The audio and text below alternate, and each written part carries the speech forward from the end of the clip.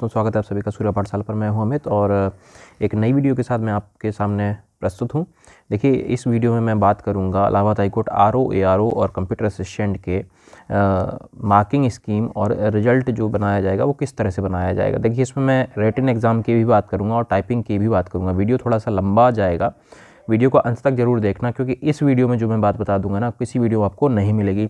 आपको सारे जो कन्फ्यूज़न है ना, जो टाइपिंग में आप कह रहे हैं कि 90% रह गया, 99% रह गया, तो वो भी कन्फ्यूज़न इसमें दूर होगी। वो पास होंगे या नहीं होंगे, उनके मार्क्स कैसे कैलकुलेट किए जाएंगे, या फिर रिटन एग्जाम में जो नॉर्मलाइजेशन होगा उसके बारे में भी हम बात करेंगे, जो मेरिट लिस्ट बनेगी उसके बारे में भी हम बात करेंगे। तो वीडियो को लास्ट तक ज़रूर देखना, जिसमें आपकी सारी कन्फ्यूज़न जो है वो दूर हो जाएगी। और जितने भी वीडियोस अभी तक जो टाइपिंग पे बने हुए हैं कि टाइपिंग किस तरह से क्या नंबर उनके अलॉट किए जाएंगे, वो सारी कन्फ्यूज़न जितने भी हैं ना, वो सारे इस वीडियो में आपके दूर होने वाले हैं। तो आपको आज पक्का प्रूफ दे दूंगा कि कौन से बच्चे अंदर जाएंगे और कौन से बच्चे फेल होके बाहर जाएंगे। इस वीडियो का काट किसी वीडियो में नहीं होगा, तो वीडियो को लास्ट तक ज़रूर देखना। चलिए शुरू करते हैं। देखिए, ये मार्किंग स्कीम है आपके सामने, ठीक है। तो इसमें तो देखिए बेसिकली आपको कुछ नहीं ज़्यादा दे रखा। मैं आपको पैरा 8 में लेके चलूँगा, फिर उसमें आपको चीज़ें मिलेंगी। देखिए, to answer the multiple question candidate need to choose the corresponding correct answer, most appropriate answer. ये तो नॉर्मल सी चीज़ें हैं कि एक एक नंबर का आपका क्वेश्चन है, नेगेटिव मार्किंग थी नहीं, ठीक है। चलिए आगे आ जाते हैं। टाइपिंग की जो कैलकुलेशन है वो पहले एक बार देख लेते हैं टाइपिंग में क्या था, और रिटन की जो है वो आगे पैरा 8 जब हम पढ़ेंगे तो उसमें आपको आ जाएगा। देखिए, मैंने नोटिफिकेशन का रेफरेंस इसलिए लिया कि मैं अपनी तरफ से कोई भी चीज़ बता देता है ना, तो उसमें कई लोग कहते हैं कि अपनी तरफ से बता दिया, ऐसा हो नहीं सकता। तो मैंने नोटिफिकेशन पे ही समझाऊंगा सारी चीज़ें, जिससे कि चीज़ें आप ये ना कह सकें कि मैंने अपनी तरफ से कुछ भी बताया है। जो भी बताऊँगा नोटिफिकेशन के रेफरेंस से ही बताऊँगा। चलिए देखिए, टाइपिंग में क्या है कि आपकी जो 1 मिस्टेक होगी ना, वो आपकी एक मिस्टेक पे 0.1 मार्क्स आपका काट लिया जाएगा, ठीक है। अब इस वाली लाइन का जो मतलब है ना, ये इस वाली लाइन का मतलब बच्चे काफ़ी पूछ रहे हैं। Left out words spelling mistake error will be treated as full mistake, right.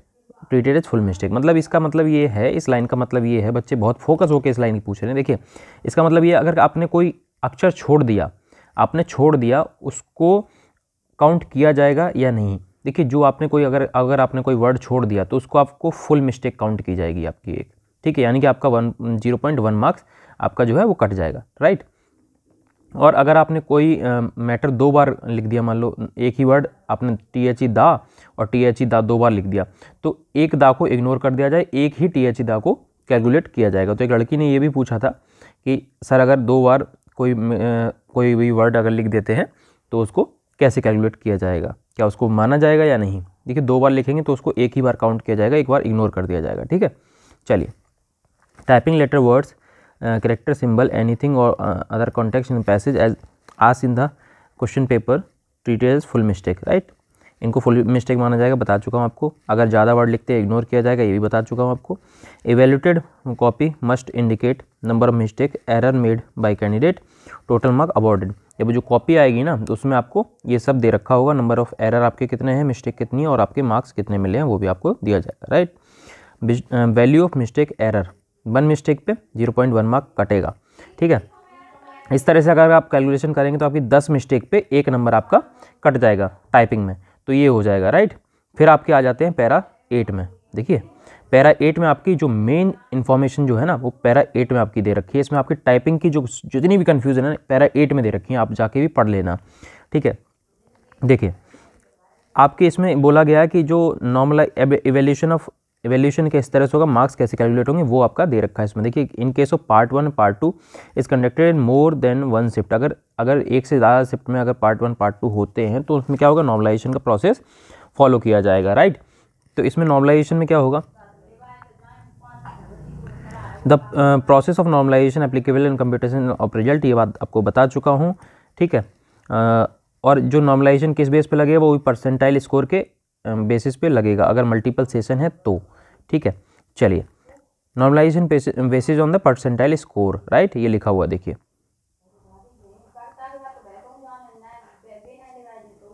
ये देखिए ये लिखा हुआ है, ठीक है।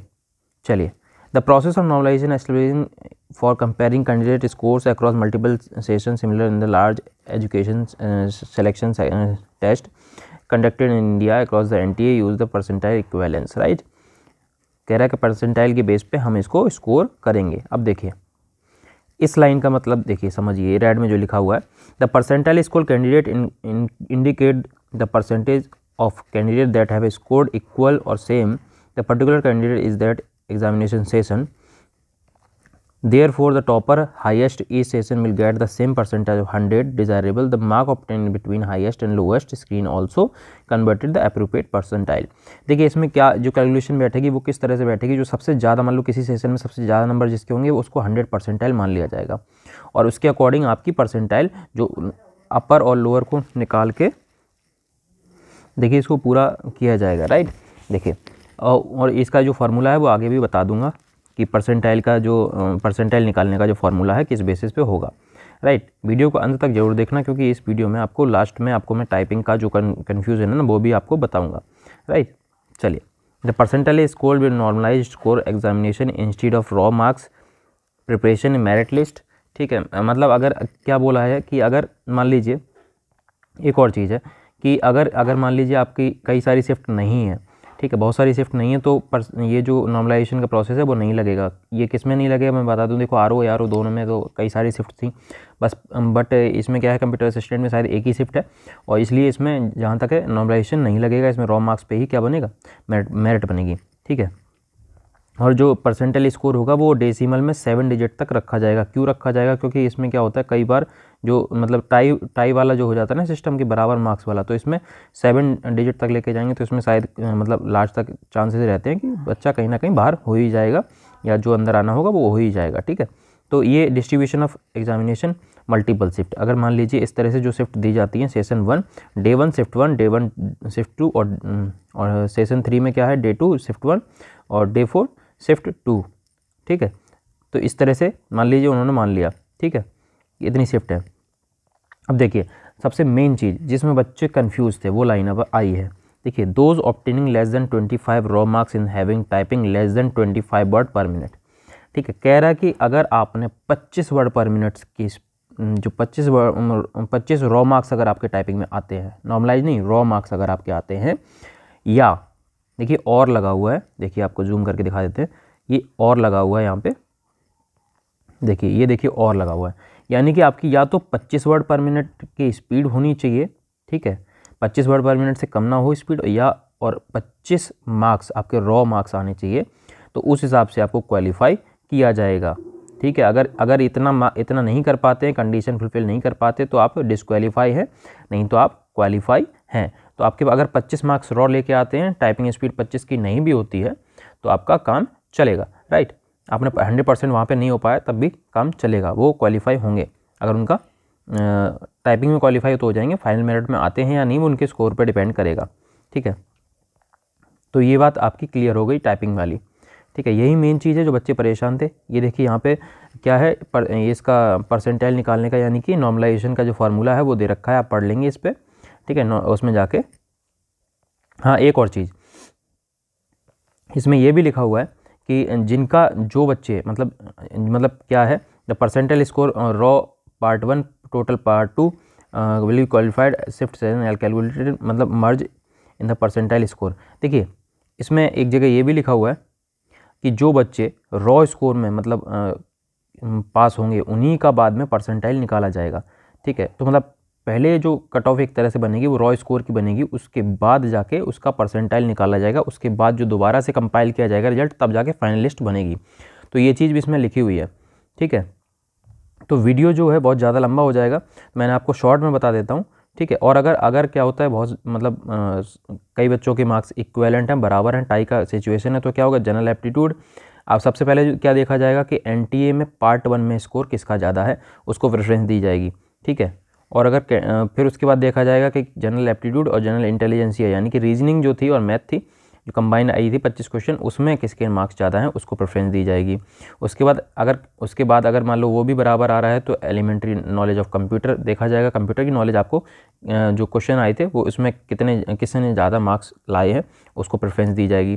ठीक है, अगर उससे भी बात नहीं बनती तो जनरल इंग्लिश और जनरल हिंदी का लेवल देखा जाएगा, अगर उससे भी बात ना बने तो इंडियन पॉलिटी का देखा जाएगा, उससे भी बात ना बने तो एज देखा जाएगा किसकी ज़्यादा है उसको प्रेफरेंस दी जाएगी, राइट। तो इतने में तो बच्चा टाई का सिचुएशन मेरे हिसाब से ख़त्म हो जाएगा। ठीक है, चलिए तो एक इन्होंने एक सपोज करके एक स्कोर कार्ड बनाया है, ये आप नोटिफिकेशन में जाके पढ़ लेंगे। नोटिफिकेशन का लिंक मैं जो है डिस्क्रिप्शन में दे दूंगा, ठीक है, तो उसमें आप देख सकते हैं। देखिए ये तो आप खुद से देख लेंगे, right.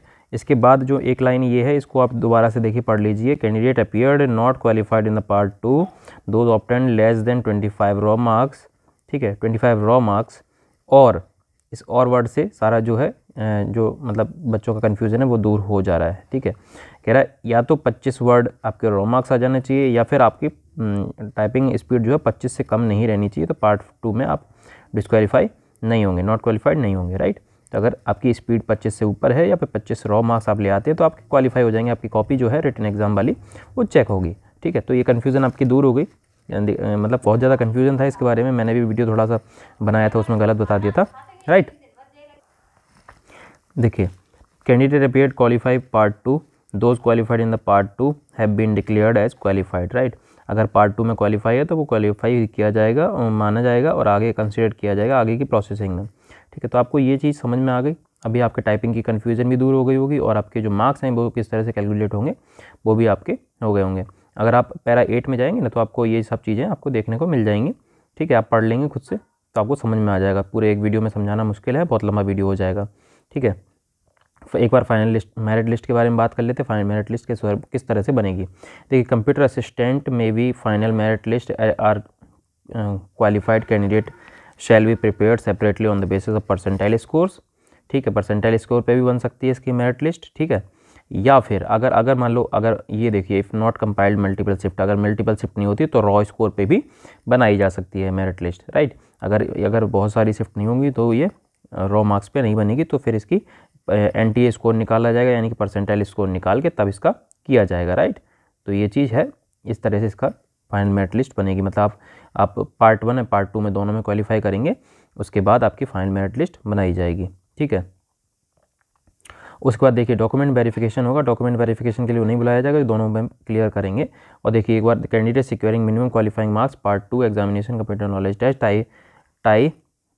Test 25 marks out of 50 marks shall be considered in the final merit list. देखिए 25 मार्क्स अगर आप लेके आते हैं, स्पीड आपकी कुछ भी हो उससे कोई दिक्कत नहीं, अगर आप 25 में रॉ मार्क्स आपके हैं तो फाइनल मेरिट लिस्ट के लिए आपको देखा जाएगा, राइट।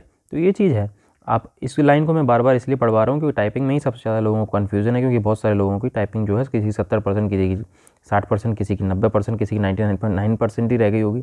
तो इस तरह से कई सारे लोग हैं कन्फ्यूज हैं, कह रहे हैं उनका रिजल्ट आएगा नहीं आएगा, उनकी कॉपी चेक होगी नहीं होगी। तो इसलिए मैंने इस लाइन को बहुत बार पढ़वाया है और अलग अलग जगह पर पढ़वाया है, एक ही नोटिफिकेशन में बहुत जगह दे रखा है। आप पैरा 8 को जाके पढ़ेंगे आपको बहुत क्लियरली आपको सब कुछ समझ में आ जाएगा, ठीक है।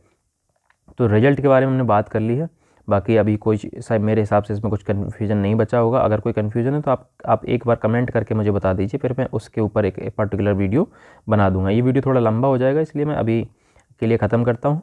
और अगर मेरा वीडियो अच्छा लगा है तो लाइक करना, शेयर करना और सब्सक्राइब करना। मिलते हैं अगली वीडियो में, तब तक के लिए धन्यवाद।